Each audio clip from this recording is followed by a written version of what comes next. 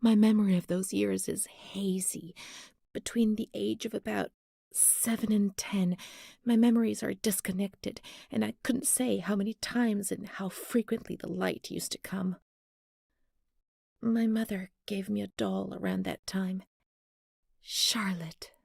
Thinking back to it makes me want to laugh. But at the beginning, I remembered that I was afraid of her. I thought she wanted to harm me, to kill me and take my place. But when the light came, she would stay beside me, and her presence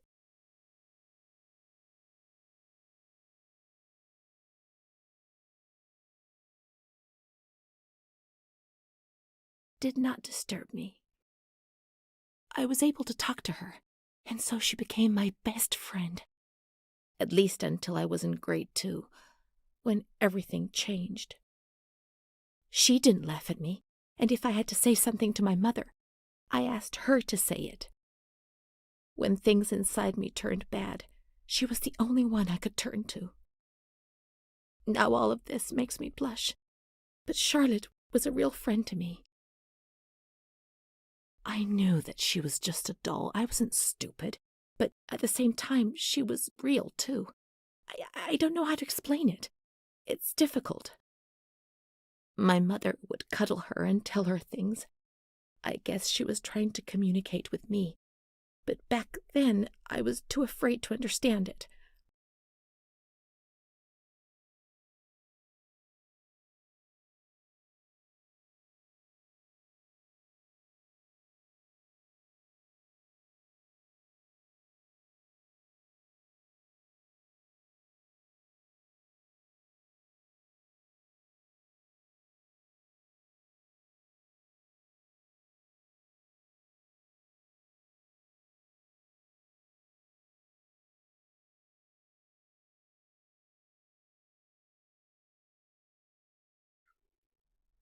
He felt accused, hurt. I chased him away. I insulted him.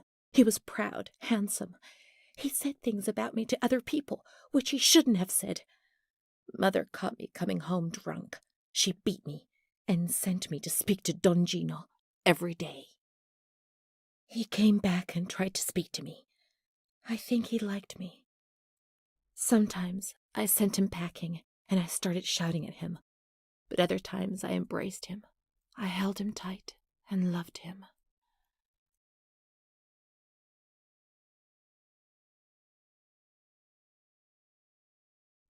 But he couldn't bind himself to me. I was 16 and ill.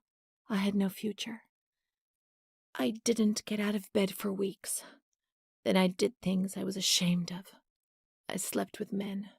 The guilt tore at my soul, and the light came back to torture me. I invented stories to justify my actions. I couldn't bear my own weight.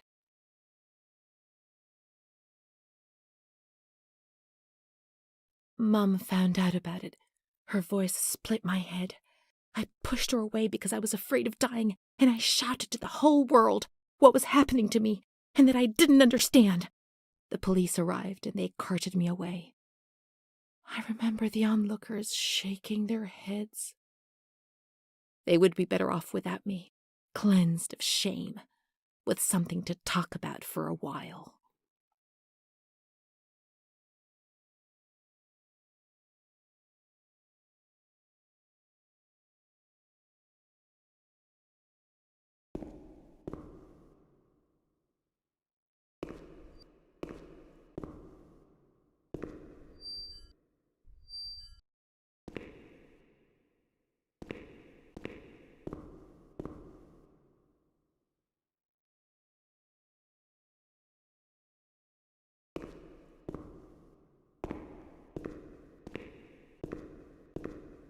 She stayed with Renee during those terrible medical examinations, and that gave her the strength to survive.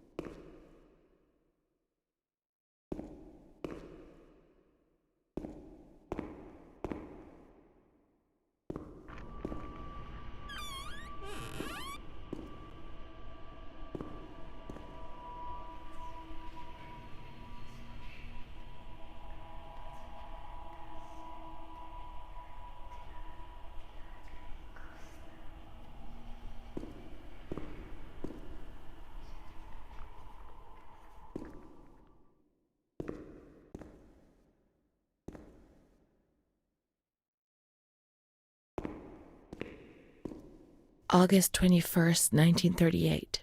Confidential. Dear A, I know what you think about these things, so I'm referring a patient to you, Renee T. This wretched girl got out of control and caused trouble in the grounds. She's almost 3 months pregnant. The nurses should be more alert. I'm examining the girl on the 28th. I'll handle things very carefully, don't worry. We don't want to make matters worse. Then they said that Renee was crazy, and that the illness was all in her head. Careful, little girl, careful.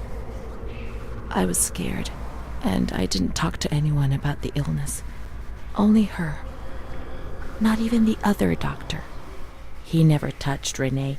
He just wrote things down. You can tell me everything. Don't be afraid, he said. Everything's going to be fine. Do you want to know what I am writing?